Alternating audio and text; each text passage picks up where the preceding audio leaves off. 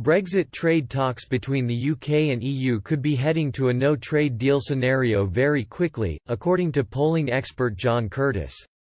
Polling guru Sir John Curtis argued despite the best efforts from the UK government and the EU to agree to a new trading relationship, the UK could still have a no-deal Brexit. During an interview with Express.co.uk, Sir John explained a no-deal Brexit now means the UK will have failed to come to an agreement on how Britain and the EU will trade in the future.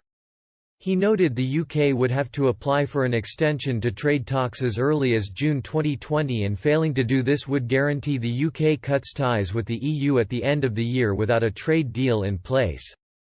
He added the House of Commons would not be able to block a no-trade deal Brexit. Sir John said, "The difficulty Remainers and indeed Leavers have is that unless we apply by the end of June to extend the transition period, we will not be able to extend.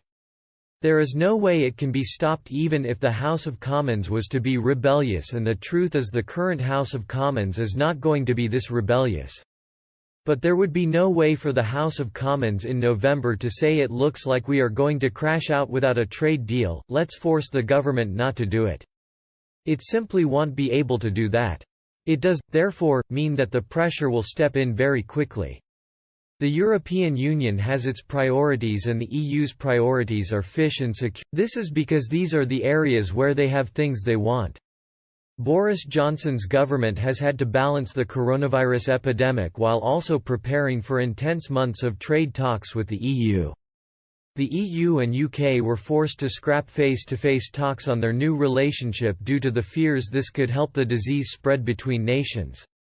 The UK and EU have claimed they are looking at alternative ways of continuing the negotiations and are open to video conferencing. In a joint statement they said, given the latest COVID-19 developments, UK and EU negotiators have today jointly decided not to hold next week's round of negotiations in London, in the form originally scheduled.